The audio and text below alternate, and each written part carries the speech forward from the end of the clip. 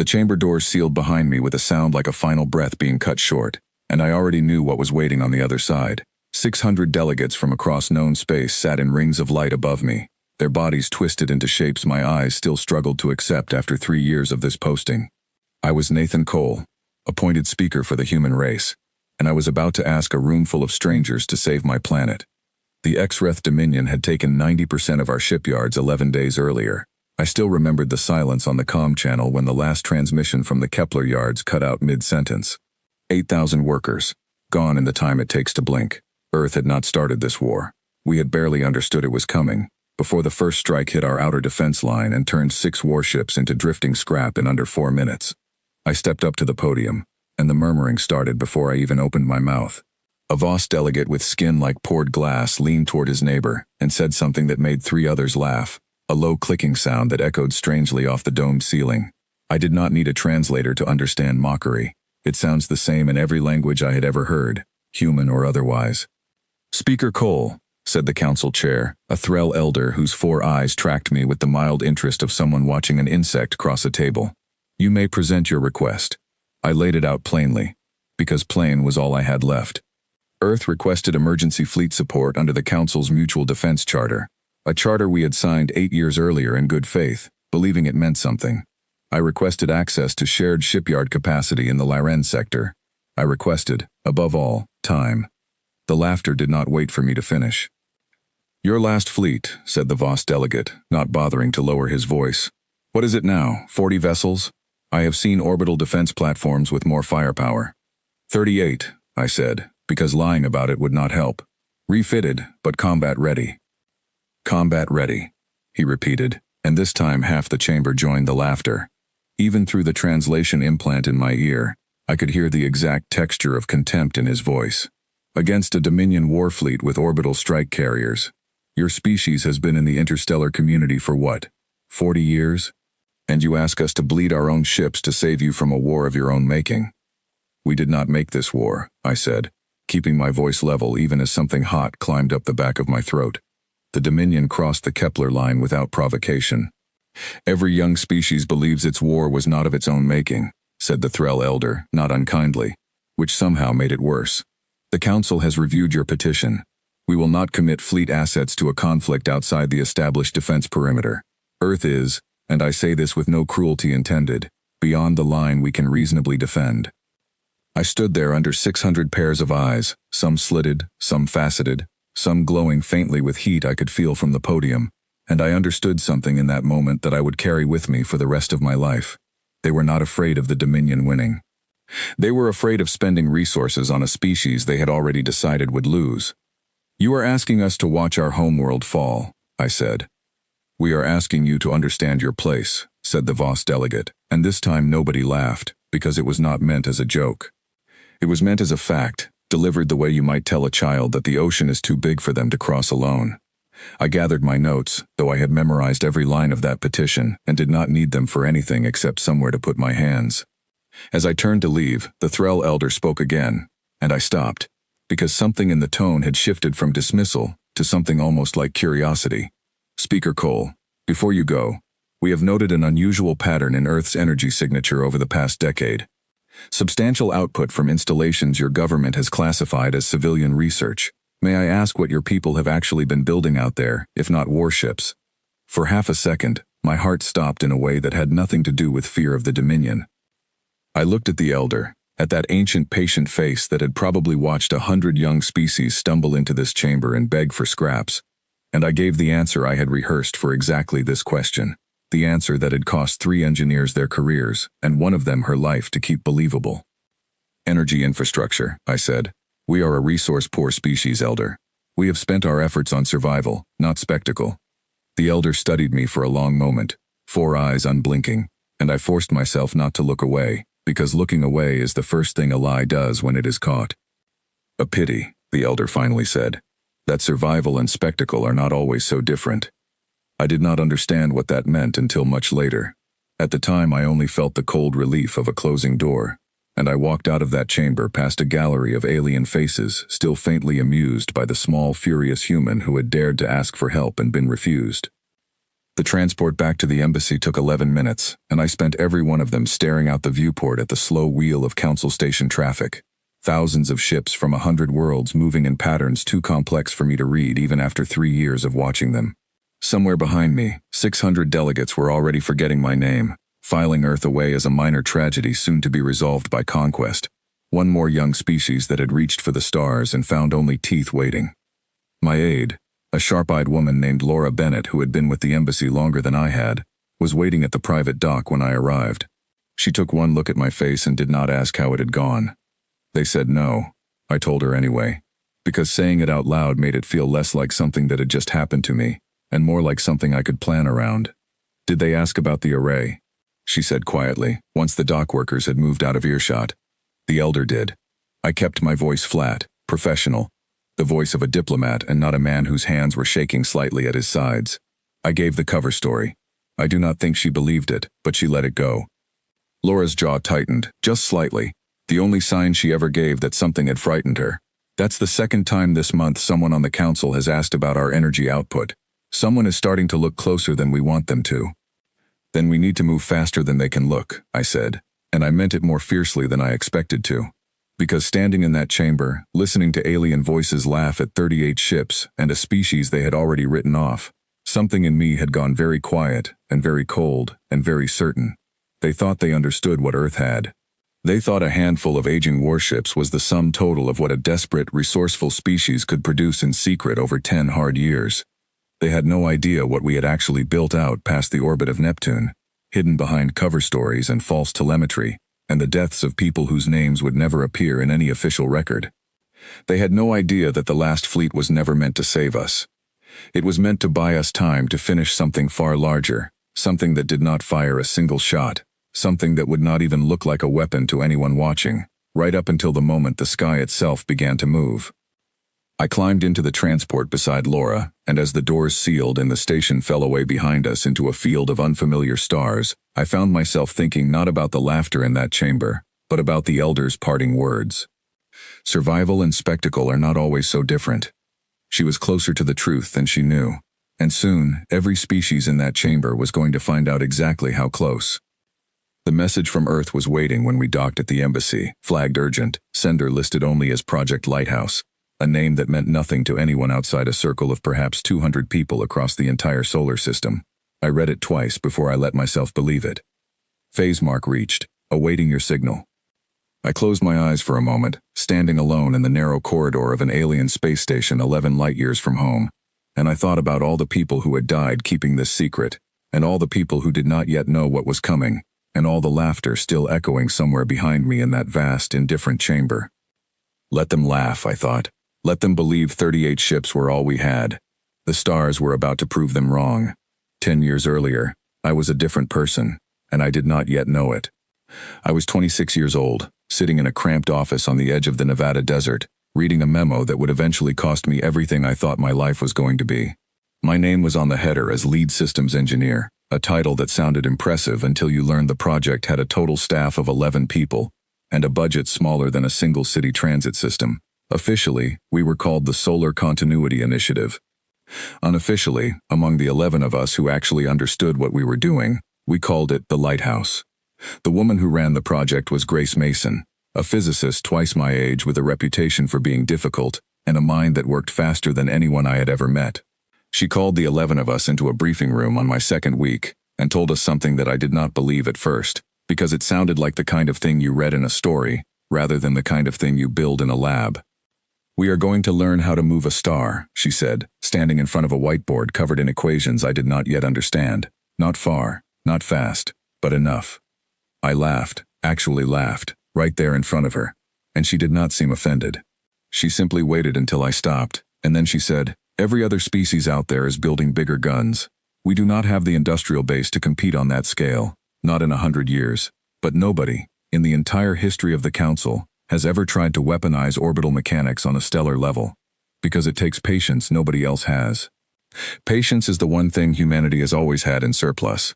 I did not understand her fully that day. It took me nearly 2 years to understand her fully at all, and by the time I did, I had already given up nights, weekends, birthdays, and eventually a marriage, to a project that officially did not exist. The theory, once I finally grasped it, was almost embarrassingly simple to describe and monstrously difficult to execute. Every star sits in a kind of gravitational balance with its neighbors, a slow cosmic dance measured in millions of years. But that balance is not fixed. It can be nudged. If you apply a sustained, precisely calculated gravitational influence to a star system over a long enough period, using structures positioned at exact points in the orbital plane, you can shift that star's trajectory by a small but meaningful amount. Not teleportation, not warp drive, just an old, patient kind of physics that nobody else had bothered to explore, because no other species had a reason to think in decades instead of years. We called the structures lighthouses, because that is what they eventually looked like from a distance, though the name started as a joke about how long the project would probably take. Massive lensing arrays, built from repurposed solar collection technology that Earth had already been quietly developing for energy independence. To any outside observer scanning our system, they looked exactly like what we told the Council they were. An ambitious but unremarkable renewable energy infrastructure project, the kind of thing a resource-poor species might build out of desperation rather than ambition. That cover story was not an accident. It was designed from the very first day by a small group of people inside the project who understood something the rest of the world did not yet grasp. If anyone in the Council ever learned what we were actually attempting, they would either laugh us out of the chamber for wasting a decade on an impossible dream, or they would recognize the danger in it and stop us before we finished. Either outcome would have been fatal, so we built the lie as carefully as we built the arrays themselves. I remember the day Grace assigned me to the outer relay station, a lonely installation orbiting far past Neptune, further from the sun than any human structure had ever been built before. I did not want to go.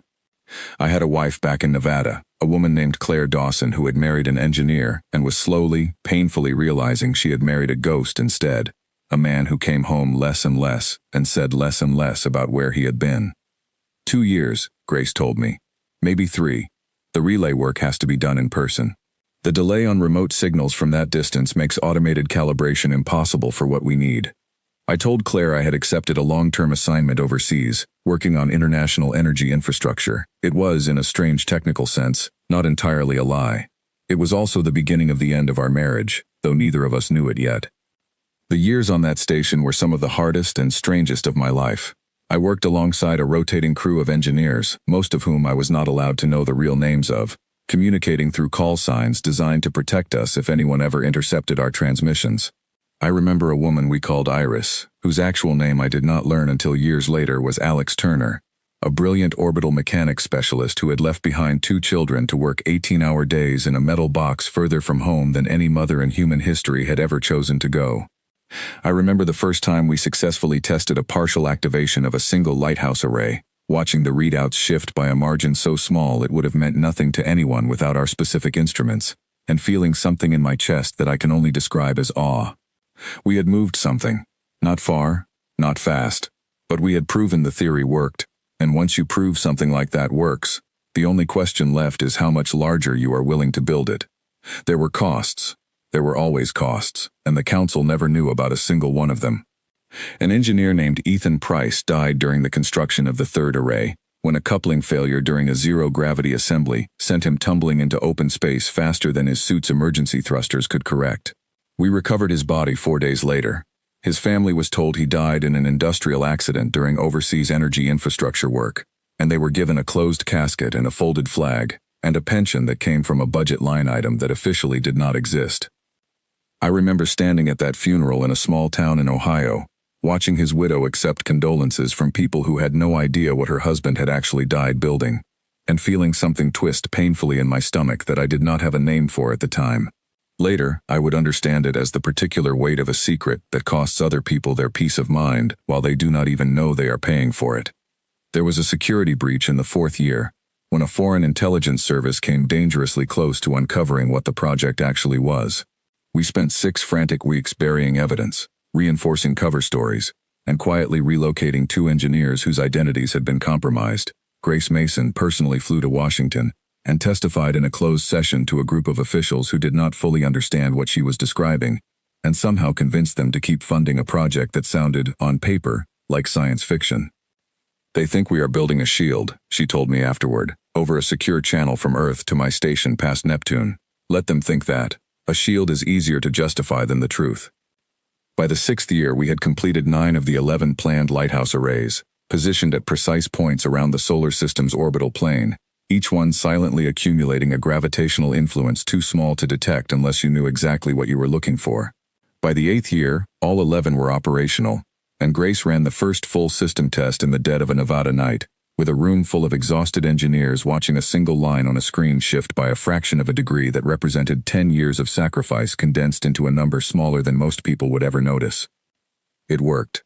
I remember Grace closing her eyes when the confirmation came through, not smiling, not celebrating, just breathing out slowly, like someone who had been holding her breath for a decade and had finally been allowed to stop.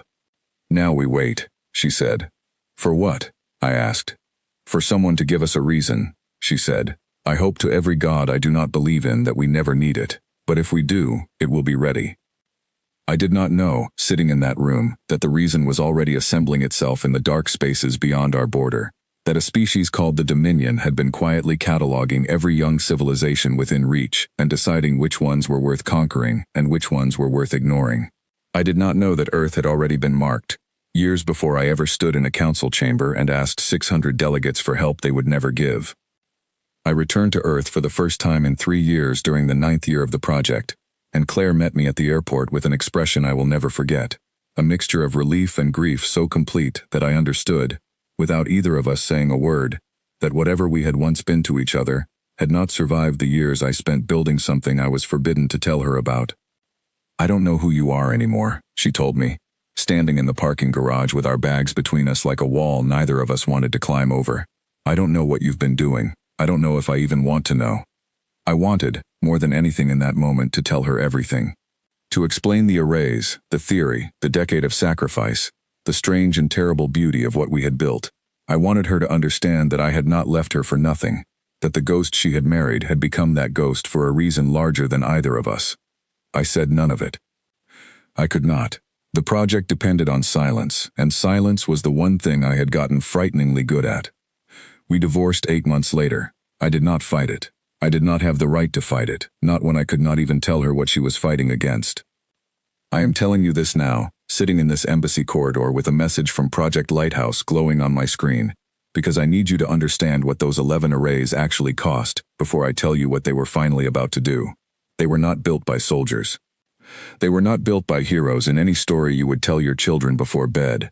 They were built by tired, frightened, ordinary people who gave up marriages and birthdays and, in Ethan Price's case, his entire life, to finish something they were not allowed to explain to anyone they loved. The Council saw 38 aging warships and laughed. They never once looked past Neptune. The ultimatum arrived 4 days after my failed petition to the Council, delivered not through diplomatic channels but broadcast openly, across every frequency Earth used for civilian communication, so that every person on the planet would hear it at the exact same moment. I was in the embassy's operations room when the signal came through, and I watched Laura Bennett's face go pale as the translation resolved on the main screen in front of us. The message was short. Dominion Command demanded unconditional surrender of all Earth territory, disarmament of all defense installations, and the immediate transfer of Earth's government to Dominion administrative control. Compliance was to be signaled within 1 full solar cycle. Any resistance would be met with what the message called, in a translation that stripped all emotion from a threat that needed none, complete strategic correction. I understood exactly what that meant. I had seen the sensor logs from the Kepler yards. Strategic correction meant they would burn everything, cities and shipyards and 8 billion people, until there was nothing left on the surface of Earth that could be called resistance. 1 solar cycle, Laura said quietly, staring at the countdown that had appeared beneath the message, ticking down in a unit of time that translated roughly to 31 hours. "They're not even giving us time to properly evacuate anyone." "They don't want us to evacuate," I said. "They want us to panic. A panicking population doesn't organize, it doesn't resist. It just runs in circles until someone tells it what to do." My secure line lit up before I finished speaking, and I recognized the encryption signature immediately. It was Grace Mason, calling from a facility in Nevada that officially did not exist, on a channel that had been used exactly 4 times in the past decade, always for messages that mattered enough to risk detection. "Nathan," she said, and her voice was steadier than I expected, though I could hear something underneath it, something that might have been fear held very tightly in check. "You've seen the ultimatum." "I've seen it. The array network is at full operational status. We can begin the activation sequence within 6 hours of your confirmation. She paused, and in that pause I heard everything she was not saying, the weight of a decade compressed into a silence that lasted less than 2 seconds. But I need you to understand what this actually means before you give that order. Because once we start, we cannot stop, and we cannot take it back. Tell me, I said. We are not moving the sun to attack anyone, she said. The arrays were never designed as a weapon in the way the Dominion understands weapons. What we can do is shift Earth's star along a calculated vector, over a period of roughly 18 hours, by a distance that sounds small on paper but is large enough to fundamentally alter the gravitational relationships of everything currently positioned in this system, including any fleet the Dominion has staged nearby for the invasion. Alter them how? Their staging fleet is currently holding position at a set of coordinates they believe to be gravitationally stable, based on their scans of our system as it exists right now, Grace said. Once the shift begins, those coordinates stop being stable. Orbital debris fields shift, tidal forces change. Their ships are not built to withstand sudden variance in gravitational stress, because no species has ever had to design for a star that moves. We are not going to fire a single shot at them, Nathan. We are simply going to make the ground they are standing on disappear.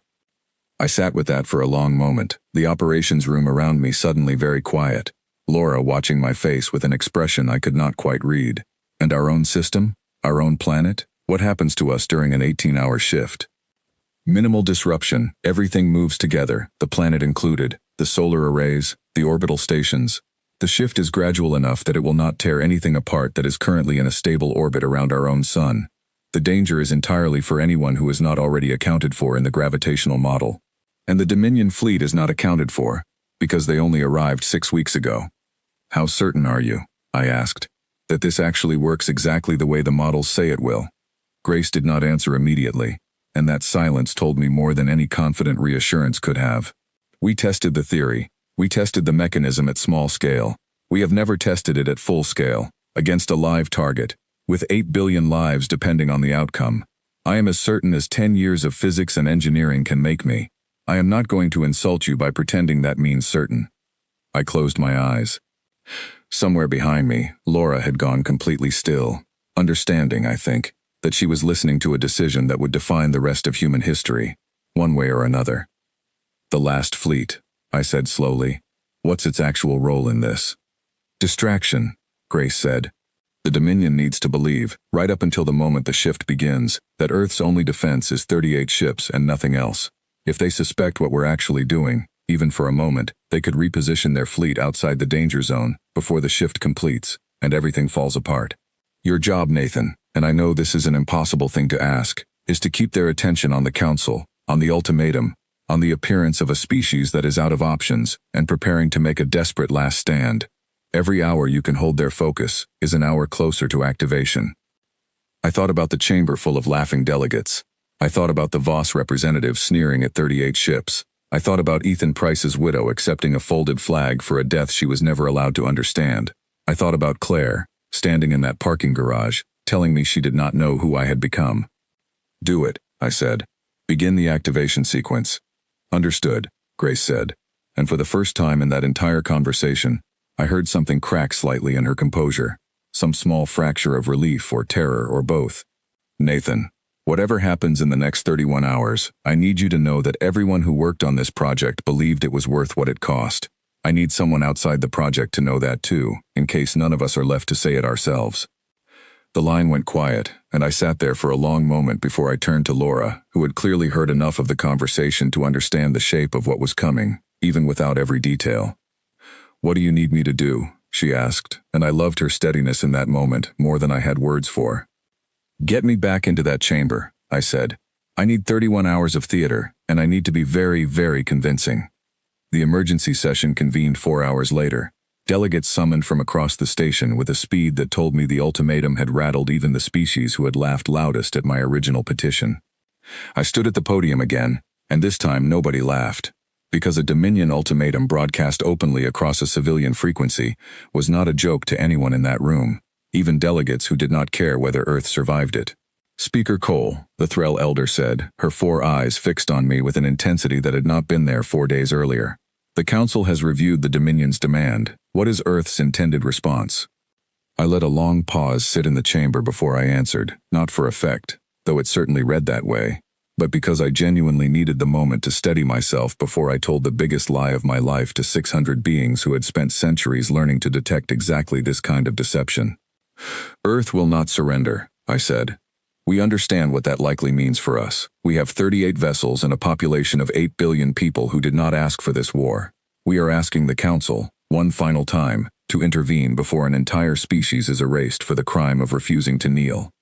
And if the Council again declines, the Voss delegate asked, though his voice had lost its earlier mockery, replaced with something more careful. What then? Then we fight, I said, with what we have, for as long as we can, because the alternative is dying without having tried.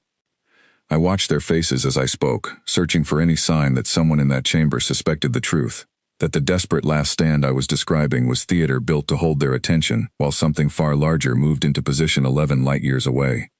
The Threll Elder studied me with those unreadable 4 eyes for a long moment, and I forced myself to hold her gaze, because looking away now would be fatal in ways she could not possibly imagine.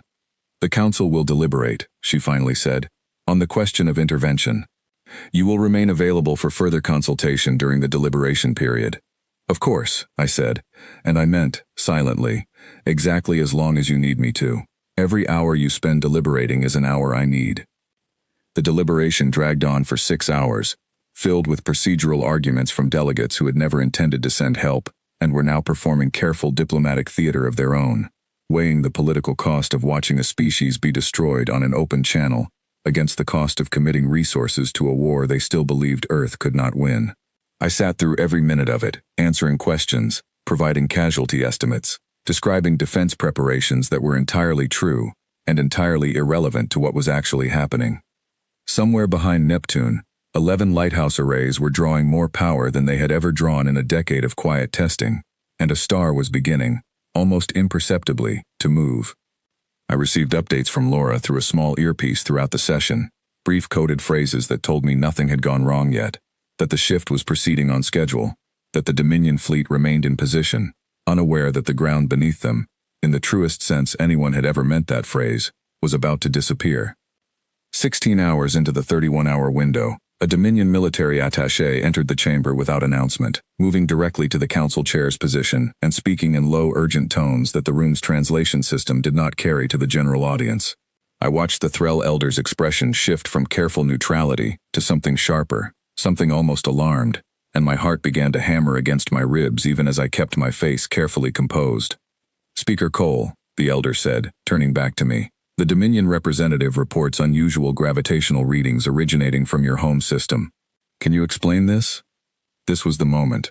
I understood, with a clarity that felt almost peaceful, that everything I had built over the past 16 hours, every careful word, every performance of desperation, came down to what I said in the next 10 seconds.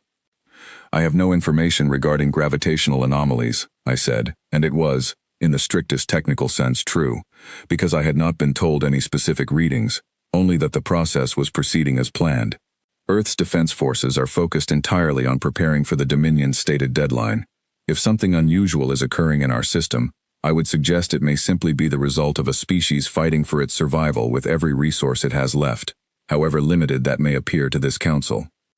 The Elder studied me for a long moment, and I forced myself to breathe evenly, to let my hands rest still against the podium, to be nothing but a frightened diplomat clinging to the last thread of hope for his dying world.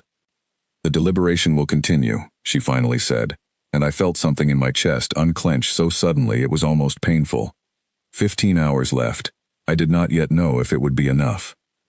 The next 15 hours passed slower than any span of time I had ever lived through, each minute stretched thin by the effort of holding a room full of suspicious aliens in a state of careful, distracted patience, while a star quietly shifted its position, 11 light-years away. I answered questions about troop deployments that no longer mattered. I described defense strategies for a battle I already knew would never happen the way anyone in that chamber expected. I performed grief and defiance and desperate hope in equal measure, and somewhere behind my carefully composed diplomatic face, I was counting down the hours on a clock only I could see. Laura's updates came through my earpiece in short, coded bursts, each one landing like a small stone dropped into the pit of my stomach. Shift proceeding on schedule. Dominion fleet holding position, unaware. 6 hours remaining. I sat through council debate about the ethics of intervention, listened to delegates argue about resource allocation and precedent and the danger of setting expectations for future young species, and I understood that every single one of those arguments was already irrelevant, though none of them knew it yet.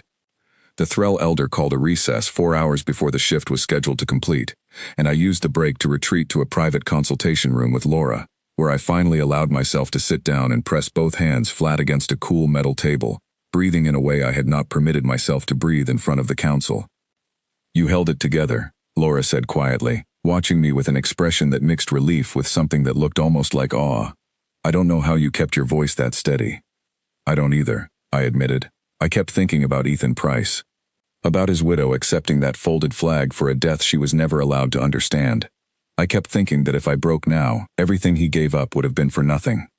Laura reached across the table and gripped my hand, just for a moment. A small human gesture that felt enormous after hours of alien faces and careful diplomatic language. "How much longer?" 4 hours until the shift completes, I said. "Then we find out whether 10 years of physics and a decade of sacrifice actually works the way Grace promised it would." We did not have to wait the full 4 hours to find out something had gone right. 2 hours and 11 minutes into that recess, the chamber's emergency alert system activated, with a sound I had never heard before, a low pulsing tone that Laura told me later was reserved exclusively for events the council classified as sector-wide emergencies. Delegates streamed back into the main chamber from every direction, their earlier careful composure replaced by something closer to genuine alarm, and I felt my pulse spike as I hurried back to my position at the podium, uncertain whether I was about to witness triumph or disaster. The Dominion military attaché stood at the center of the chamber floor, and for the first time since I had arrived on this station, I saw an expression on an alien face that I recognized without needing a translator. It was fear, raw and unguarded, the kind of fear that strips away every careful diplomatic mask a species has learned to wear. Sensor arrays across 3 systems are reporting catastrophic loss of contact with the Dominion staging fleet positioned near Earth, the Threll Elder announced, her voice carrying a tightness that had not been there before. Preliminary data suggests a sudden and unexplained shift in local gravitational conditions. Casualty estimates are not yet available, but initial reports describe the loss of the majority of the staging fleet's combat vessels. The chamber erupted into overlapping voices, dozens of species talking at once in a chaos of translated languages that the room's systems could barely keep pace with. I stood very still at the podium, keeping my face carefully arranged into an expression of confusion that I did not entirely have to fake, because even knowing what Grace and her team had built, even having spent hours preparing myself for this exact moment, the reality of it landing in the chamber around me felt almost too large to process. "Speaker Cole," the elder said, turning to me with an intensity that made my chest tighten. "Does Earth have any explanation for this event?" I let my confusion show, because confusion was the safest mask available to me now. "I have received no communication from Earth Defense Command regarding any deliberate action of this kind," I said. And again, in the strictest technical sense, it was true, because Grace's team had not needed to fire a single weapon or send a single ship into that staging fleet's position. They had simply moved the ground beneath it. If the Dominion fleet has suffered losses, I would ask this council to consider that perhaps a species fighting for its survival is capable of finding solutions that a comfortable established council has never needed to imagine. It was not quite an admission and not quite a denial, and I watched the words land across that chamber like a stone dropped into still water, ripples of reassessment spreading outward across 600 alien faces that had, 4 days earlier, laughed at 38 aging ships. The Dominion attaché demanded an emergency channel to their command structure, and the chamber's proceedings dissolved into a chaos of urgent alien voices that no longer had any interest in me at all. I stood at that podium and watched the room reorganize itself around a fact that none of them yet fully understood, and I felt something settle in my chest that I can only describe as a strange, exhausted peace. Laura's voice came through my earpiece, and this time it was not coded. It was raw, unguarded, close to tears. "Nathan, it worked. Grace just confirmed full shift completion. The star moved exactly as modeled. Earth's own systems show minimal disruption, everything within projected tolerances. The Dominion staging fleet is gone, Nathan, almost the entire force. Their remaining ships are scattered and disoriented, some of them severely damaged, trying to understand what just happened to space itself." I did not answer immediately. I stood at that podium, surrounded by the noise of an alien council scrambling to understand an event that broke every assumption they had ever made about what a young, resource-poor species was capable of, and I thought about Grace Mason standing in a Nevada facility a decade earlier, telling 11 exhausted engineers that we were going to learn how to move a star. We had done it, not with weapons, not with a fleet large enough to impress anyone in that chamber. With patience, and physics, and 10 years of sacrifices that none of these delegates would ever fully understand or appreciate. The Threll Elder approached the podium personally, her 4 eyes fixed on me with an expression that had shifted entirely from the careful dismissal of 4 days earlier, into something I could only describe as wary reassessment. "Speaker Cole," she said quietly, her voice pitched low enough that the surrounding chaos nearly swallowed it. "I asked you once what your people had actually been building. I would ask you again now. And I would ask you to consider carefully what it means to answer honestly." I met her gaze, and for the first time since I had arrived at this station, I did not feel the need to look away. "Elder," I said, "I think you already know the answer. I think the entire council is about to know the answer, whether Earth confirms it or not." She studied me for a long moment, and something in her ancient, patient expression shifted into what I can only describe, even now, as a kind of dawning respect, mixed uncomfortably with fear. 10 years, she said quietly, almost to herself. "You built this over 10 years, while every other species in this chamber assumed a species less than half a century into the interstellar community could offer nothing but ships and soldiers. We did not have the industrial base to compete with anyone in this chamber on those terms," I said, "so we built something none of you had ever needed to build, because none of you had ever been desperate enough to think in decades instead of years." The elder said nothing further. She simply turned and walked back toward the council chair's position, leaving me standing at that podium in the middle of a chamber that no longer knew quite what to make of the small, quiet species it had dismissed 4 days earlier. I looked out across that room, at 600 faces that had laughed at 38 ships and never once thought to look past Neptune, and I understood that everything about Earth's place in this galaxy had just changed, in the space of a single 18-hour shift, in ways none of us yet fully understood. The last fleet had never been meant to save us. It had simply been meant to buy enough time for the stars to finish the job.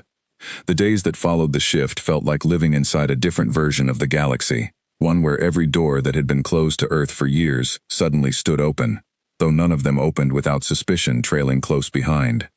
I did not sleep much during that stretch of time. Between emergency council sessions, private consultations with delegates who had never once requested a meeting with me before, and long encrypted calls back to Grace Mason and the surviving members of Project Lighthouse, I existed mostly on stale coffee substitute from the embassy kitchen and the strange electric energy that comes from watching history rearrange itself around you. The Dominion's remaining forces withdrew from the border near Earth within 72 hours of the shift, a retreat that their own command structure never publicly acknowledged as a retreat, framing it instead through careful diplomatic language about strategic repositioning. I understood the truth well enough.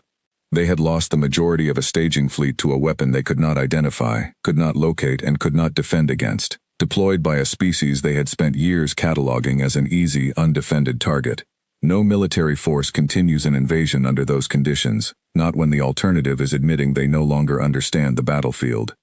The Council, for its part, could not decide whether to treat Earth as a triumphant survivor or an emerging threat, and I watched that uncertainty play out across 600 delegates in real time, each species recalculating its position based on assumptions that had governed interstellar politics for longer than human civilization had existed.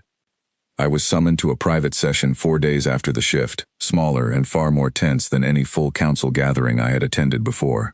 Only a dozen delegates were present, representatives from the most powerful species in known space, including the Threll Elder and, to my considerable surprise, the same Voss delegate who had mocked our 38 ships in the original petition session. "Speaker Cole," the Elder began, once I had taken my position at the small round table in the center of the room, "this session is not being recorded for General Council record. We are speaking now as representatives with a genuine interest in understanding what Earth has demonstrated and what it means for the broader stability of known space." "I understand," I said, though I was fairly certain nothing said in that room would remain quite as private as promised. "Your species moved a star," the Elder continued, and there was no mockery left in her voice at all, only a careful, measured wariness that I found, in a strange way, far more unsettling than the earlier laughter had ever been. "A capability no other civilization in this chamber's recorded history has ever developed, let alone deployed. I would ask you plainly, was this a singular achievement, built for a singular purpose, or does Earth possess the capacity to repeat this action against other targets, in other systems at other times? I had prepared for this question during the long, sleepless hours since the shift, discussing exactly how much to reveal with Grace, and with the small circle of officials back on Earth who now understood, for the first time, the full scope of what Project Lighthouse had actually built. We had debated total secrecy, full transparency, and every careful middle position between them, and in the end, I had been given a simple instruction that I now carried into that room like a weight in my chest. Tell them enough to earn respect. Tell them nothing that could be used against us. The technology exists, I said carefully. It required 10 years of dedicated construction, enormous resources relative to our economy, and a set of very specific conditions to execute successfully. I will not pretend Earth could repeat this action easily or quickly. I will also not pretend that we could not, given sufficient reason and sufficient time, build something similar again. The Voss delegate leaned forward, and I noticed, for the first time, that his earlier arrogance had been replaced by something far more careful, almost respectful, though I suspected it was respect born entirely of fear rather than admiration. Your species allowed us to believe you were weak, he said slowly. For years. You allowed an entire council to underestimate you, to dismiss your petitions, to laugh at your defense capabilities, while you quietly built something capable of erasing a war fleet without firing a single weapon. Yes, I said simply, because there was no point denying something so plainly true. Why? He asked, and for the first time since I had met him, the question sounded genuine rather than rhetorical. I thought about how to answer that honestly, because I understood that whatever I said in that room would likely shape how every powerful species in known space treated Earth for years, perhaps decades, to come. Because we could not compete with any of you on the terms this council has always valued, I said. We are young. We are resource poor compared to established species. We do not have fleets of thousands of ships or centuries of accumulated technology. What we had was time, and patience, and the willingness to accept a decade of sacrifice that most of your species would consider unthinkable. We built something quietly, over years, because loudly announcing our intentions would have meant either being dismissed as fantasists or being stopped before we finished. And if the council had granted your original petition, the Threll elder asked quietly, if we had committed fleet assets to your defense 4 days ago, as you requested, would you have completed this project regardless? I considered lying.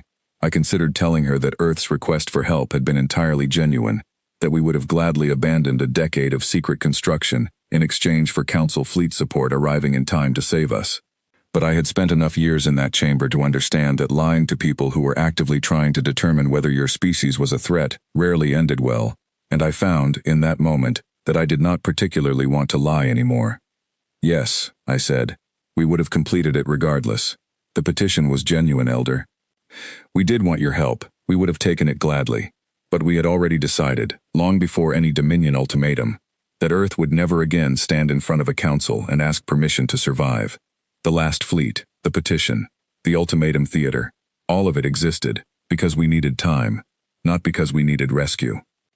A long silence settled over that small room, 12 powerful delegates absorbing the full weight of what I had just told them, that the desperate, humiliated species who had begged for help 4 days earlier had, in fact, never actually needed it, and had allowed the entire chamber to believe otherwise because the lie served a purpose far larger than diplomatic pride. This changes how this council must consider Earth's position, the elder finally said, choosing her words with obvious care. A species capable of this kind of patience, this kind of long-term deception in service of survival, represents a very different category of concern than the fleet we assessed 4 days ago. I would ask the council to consider something else as well, I said, and I felt something steady settle into my voice that had not been there during my original petition, something that came, I think, from finally speaking as an equal rather than a supplicant. Earth did not build this capability to threaten anyone in this chamber. We built it because we were left with no other option, by a council that dismissed our request for basic mutual defense, and by a dominion that decided our world was worth conquering without provocation. If this council wishes to build a different relationship with Earth going forward, one based on mutual respect rather than dismissal, we are entirely open to that. But we will not again be a species that stands in this chamber and begs. I watched that statement land across the table, watched 12 careful, ancient faces recalculate what they thought they knew about a species barely 40 years into the interstellar community. And I felt, for the first time since I had arrived at that station 3 years earlier, something that might have honestly been called pride.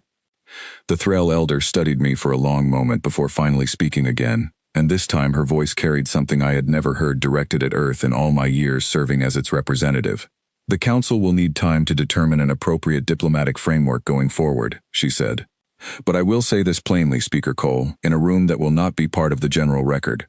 4 days ago, this council viewed Earth as a curiosity, a young species destined to either integrate quietly or be erased by something larger than itself.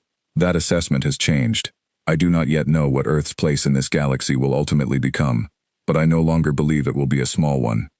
I left that private session hours later, walking alone through the quiet corridors of Council Station in the strange, dim hours that passed for night aboard a structure that never fully slept, and I found myself thinking not about diplomatic victory, but about all the people who had paid for this moment without ever knowing they were paying for it. Ethan Price, buried under a lie his family never questioned. Claire, standing in that parking garage, watching a marriage end because I could not explain the ghost I had become. Alex Turner, spending years in a metal box past Neptune, while her children grew up believing their mother worked overseas. The council finally respected Earth, but I understood, walking those quiet corridors, that respect purchased through a decade of secrecy and sacrifice would always carry a weight that no diplomatic victory could ever fully lift. Grace called me that night, her voice tired but steady across the encrypted line. How did the private session go? They're afraid of us now, I said, which I think is better than being laughed at, but it isn't quite the same as being trusted. Trust takes longer than fear, Grace said, but at least now we have the time to build it. I thought about that for a long moment, standing alone in my small embassy quarters, looking out through a viewport at the slow, endless wheel of alien traffic moving through the dark. Time. That was the one resource Earth had always had in surplus, the one thing every other species in that chamber had underestimated in us, right up until the moment the stars themselves started moving. Grace, I said finally, what happens now? The array network, the arrays past Neptune. Do we dismantle them? Hide them again? What's the plan? There was a long pause on the line before she answered, and something in that silence told me the answer before she spoke it. We keep building, she said, quietly, carefully, because the Dominion is not the only power out there who might eventually decide Earth is worth conquering, and I am not interested in ever standing in front of that council again, begging for help that might not come in time. I closed my eyes, standing in that small quiet room 11 light-years from the world I had spent a decade helping to protect, and I understood, with a clarity that felt both exhausting and strangely peaceful, that the story the galaxy would eventually tell about Earth's last fleet was only the beginning of a much longer story, one that would take decades more to finish.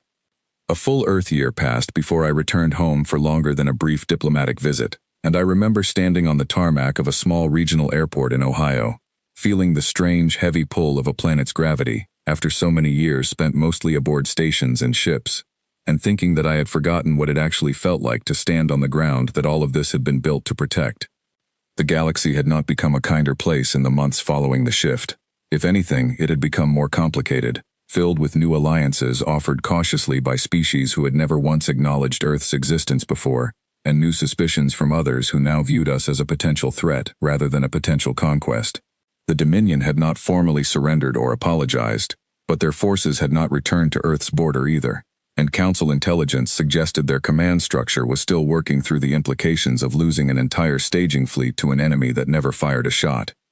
I had been reassigned, at my own request, away from full-time diplomatic service and into a newly created liaison role between Earth's government and what remained of Project Lighthouse, now expanded far beyond its original 11 engineers, into a proper agency with actual funding and, for the first time, actual official acknowledgement that it existed. Grace Mason ran it still, though she had aged more in the past year than seemed fair for someone who had already given the project a full decade of her life. I found her in the same Nevada facility where this had all started, standing in front of a new whiteboard covered in equations I still could not fully follow, surrounded by a much larger team than the original 11, though I noticed she had kept a small section of the old whiteboard preserved behind glass, untouched, a record of the first calculations that had started this entire impossible project. "You look tired," I told her, and she laughed. A real laugh, tired but genuine, the kind I had not heard from her in years. "I look 10 years older than I should," she said, "but I'm alive, and so is Earth. And considering how this could have gone, I'm not inclined to complain about a little exhaustion. We sat together in her office for a long time that afternoon, and she told me things I had not fully understood before, details about the shift's aftermath, about the careful ongoing work to expand the Lighthouse network, about new theoretical models that suggested the technology might eventually be refined into something faster, more precise, less costly in terms of both resources and human lives. I keep thinking about Ethan, I told her, and she went quiet, understanding immediately who I meant. About his widow, still believing he died in some ordinary industrial accident overseas. About Alex Turner's children, who grew up thinking their mother chose a foreign contract over them. We built something extraordinary, Grace, and it saved us. But it cost people things they never agreed to pay. Grace was quiet for a long moment, staring down at her hands. I think about that too, she finally said. Every day, if I'm honest. I don't have a clean answer for you, Nathan. I don't think there is one. We made a choice, a decade ago, that the survival of 8 billion people was worth costs that a handful of individuals and families would carry, without ever fully understanding why. I still believe that was the right choice. I don't think it means the cost stops mattering. I nodded, because I had come to the same conclusion myself, somewhere over the past year of quiet reflection between diplomatic sessions and long transport flights across a galaxy that had finally started to take Earth seriously. Some victories arrive clean. This one had not, and I had stopped expecting it to. Before I left Nevada, I made one more stop, driving 3 hours to a small cemetery outside a quiet Ohio town, standing alone in front of a modest headstone that read only a name and 2 dates, with no mention at all of what the man buried beneath it had actually built with the last years of his life. I stood there for a long time, saying nothing out loud, because there was nothing I could say that would not violate a secrecy that, even now, still protected people who deserved better than silence. I left a small stone on top of the headstone, a habit I had picked up somewhere along the way without quite remembering where, and I told him, silently, that the arrays still worked, that Earth was still standing, that his name would never appear in any official record of what had happened, but that I would remember it for as long as I lived. I returned to Council Station 3 weeks later, resuming a diplomatic posting that looked very different now than it had a year earlier. Delegates who had once ignored my requests for meetings now sought me out directly. The Voss delegate who had mocked our 38 ships had, somewhat to my surprise, become one of the more consistent voices arguing for expanded trade cooperation with Earth, though I suspected his motivation had more to do with caution than genuine goodwill.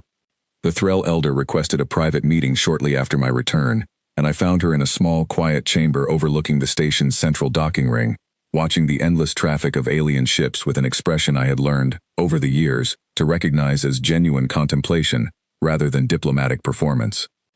Speaker Cole, she said without turning from the viewport, I have been considering something since our conversation a year ago, and I wanted to share it with you directly, rather than through official channels. I'm listening, I said. This council has existed for a very long time, she said. Long enough to have watched dozens of young species enter the interstellar community, and long enough to have developed certain assumptions about how those species behave, how they grow, what they are capable of. Earth broke nearly every one of those assumptions. You allowed yourselves to be underestimated, deliberately, for years, and then you demonstrated a capability that none of us had ever considered possible, developed through patience rather than conquest. Is that meant as a compliment, I asked, or a warning? She finally turned from the viewport, her 4 eyes studying me with an expression I had come to recognize, over the past year, as something close to respect. Both, she said. I believe Earth has the potential to become a genuinely valuable member of this council, a species capable of solutions the rest of us have never considered, precisely because you think in timescales the rest of us have grown too comfortable to use. I also believe that a species capable of 10 years of perfect, costly secrecy is a species this council should never again make the mistake of underestimating. I thought about that for a long moment, standing in that quiet chamber, watching the same endless traffic of alien ships that had once made me feel so small and so far from home. I think that's a fair assessment, Elder, I finally said. Earth is not interested in conquest. We never were. But we are also never going back to standing in that chamber, asking permission to survive. She nodded slowly, and something in that small gesture felt, after everything, like the first genuine acknowledgement of equality I had received from this council since the day I first walked through its doors. I think about that conversation often now, sitting in my office aboard the growing Earth Embassy, watching new diplomatic requests arrive daily from species who once would not have bothered learning our name. The galaxy did not become simple or safe after the shift. If anything, our new visibility brought new dangers, new attention from powers who had previously found us too insignificant to notice at all. But we faced those dangers now, as a species that had proven, decisively, that we were never as weak as we appeared, that patience and quiet sacrifice could accomplish what raw military strength never could.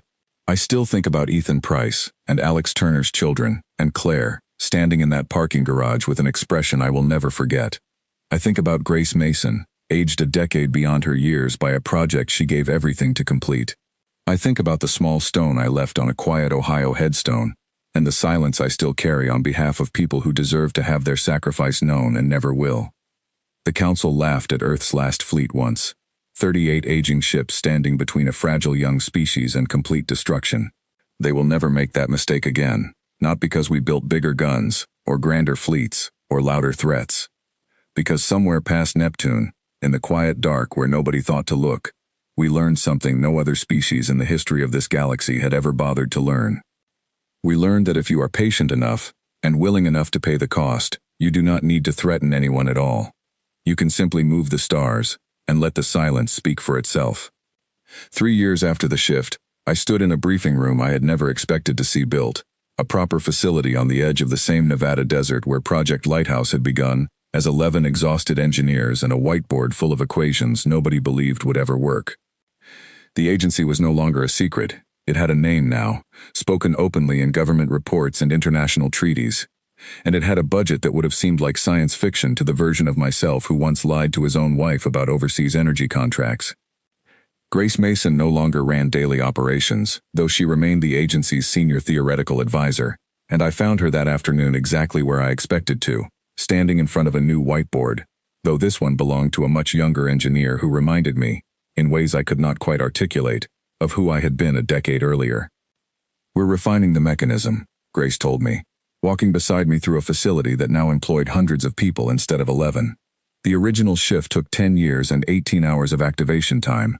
The new models suggest we could accomplish something similar in half that construction time, with far more precision and far less risk to the home system. "Do we need it?" I asked. "Or are we just building it because we can?" Grace considered the question seriously, the way she considered everything, and I appreciated that about her more with each passing year. "Both, I think," she finally said. "The Dominion has not attempted another approach toward Earth, but Council intelligence suggests they have not abandoned interest in this sector either. Other powers have taken notice of what we did. Some view us as a valuable ally. Others view us as a problem that has not yet been fully solved. I would rather Earth remain the kind of problem that is expensive to solve, indefinitely, than risk becoming an easy target again." I understood that logic completely, though I still felt the old familiar weight settle in my chest whenever I thought about what continued secrecy and continued sacrifice might eventually cost the people carrying it. I had learned, over the past 3 years, that this weight never fully disappeared. You simply learned to carry it alongside everything else. My diplomatic work had changed considerably since that first humiliating petition in front of a laughing council. Earth now held a formal seat on several sector-wide committees. Our representatives consulted on trade agreements and defense coordination protocols that would have been unthinkable a few years earlier. I had watched species who once refused to acknowledge our existence request formal meetings, cautious and respectful in ways that still occasionally caught me off guard after so many years of being dismissed. The Voss delegate, whose name I had eventually learned was K.L. Dresna, had become an unlikely but consistent advocate for Earth within Council proceedings, though I never fully trusted the motivation behind it. I met with him during a diplomatic session that spring, and he asked me a question I had been asked many times since the shift, though never quite so directly. "Do you regret it?" he asked. "The years of deception? The Council still discusses it, you know. Some view it as a betrayal of trust. Others view it as the most impressive demonstration of strategic patience this chamber has witnessed in centuries." "I regret the cost," I told him honestly, because I had stopped pretending otherwise long ago. "I don't regret the outcome. Earth would not exist as an independent, sovereign world today if we had trusted this council to protect us when we asked for help. We trusted patience and quiet work instead, and it saved us. I don't think those two things, regret and necessity, cancel each other out. I think they simply coexist." He studied me for a long moment, and something in his expression suggested he had not expected quite so honest an answer.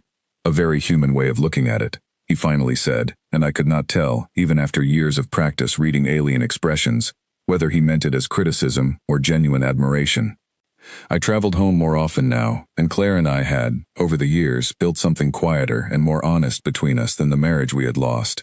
Not romance rebuilt from its ashes, but a genuine friendship forged from mutual understanding, once I was finally permitted to tell her the truth about where I had actually spent those 3 lost years. She had cried, the first time I explained it, not from anger, but from a strange mixture of relief and grief, understanding finally that the ghost she had married had not abandoned her for nothing. "I wish you could have told me then," she said, sitting across from me in a small cafe in the same Ohio town where I had once stood beside her at Ethan Price's funeral, neither of us understanding what we were actually mourning. "I wish I could have too," I told her. "I think about that every single day. I don't think that particular regret ever fully goes away." I visited Alex Turner's family that same trip, meeting her now grown children for the first time since the shift had finally allowed the full truth of Project Lighthouse to become public record. Her daughter, a sharp-eyed young woman who reminded me forcefully of her mother, asked me questions for nearly 2 hours about the years Alex had spent aboard that lonely station past Neptune, questions I answered as honestly and completely as I could, understanding that this conversation was, in its own small way, a form of repayment for a debt that could never truly be settled. "She would have wanted us to know," her daughter finally said, once the questions had finally run their course, "even if it meant knowing what it cost. I think not knowing was worse than any truth could have been." I carried that conversation with me for a long time afterward, understanding something I had not fully grasped before, that the silence Project Lighthouse had once demanded of us, however necessary it had been at the time, had left wounds of its own, separate from and sometimes worse than the sacrifices themselves. Earth's new openness, imperfect and still cautious as it remained, felt like a small, overdue correction to that old cost. The Dominion eventually returned to formal diplomatic contact with the Council, 2 years after the shift, though their relationship with Earth remained distant and carefully guarded on both sides. I attended one tense negotiation session where their representative, a being whose translated tone carried none of the earlier arrogance that had defined the original ultimatum, requested clarification on Earth's current capabilities, clearly attempting to assess whether the shift had been a singular achievement or the beginning of something larger. I gave him the same careful, honest answer I had given the Council a year earlier. Earth was not interested in conquest. Earth was, however, no longer a species that could be safely dismissed, underestimated, or threatened without consequence, and any future action against our world would be met with a response we were fully prepared to deliver, whatever form that response might eventually take. He did not seem satisfied by the answer, but he also did not press further, and I understood, watching him leave that session, that this particular uncertainty, this permanent question mark hanging over Earth's true capabilities, had become one of our most valuable assets. A species that everyone underestimates is vulnerable. A species that nobody can fully measure is something else entirely. I stood on the observation deck of the Earth Embassy late one evening, nearly 4 years after that first humiliating petition, watching the familiar wheel of Council Station traffic drift past the viewport, and I found myself thinking back to the very beginning of this story, to a younger version of myself standing at a podium, while 600 delegates laughed at 38 aging ships. I thought about Grace Mason's voice in that first briefing room, telling 11 skeptical engineers that we were going to learn how to move a star. I thought about Ethan Price, buried under a lie his family never questioned, and Alex Turner, spending years in a lonely station so her children could grow up in a world that still existed. I thought about Claire and the marriage we lost and the quiet friendship we eventually rebuilt from its wreckage. I thought about every ordinary, frightened, exhausted person who had given up pieces of their life to build something the galaxy had never imagined a young species capable of creating. The Council no longer laughed at Earth. They had learned, in the space of a single 18-hour shift, that patience could accomplish what raw power never could, that a species willing to think in decades instead of years, willing to pay costs that would break most civilizations, could reshape the fundamental assumptions an entire galaxy held about what young worlds were capable of.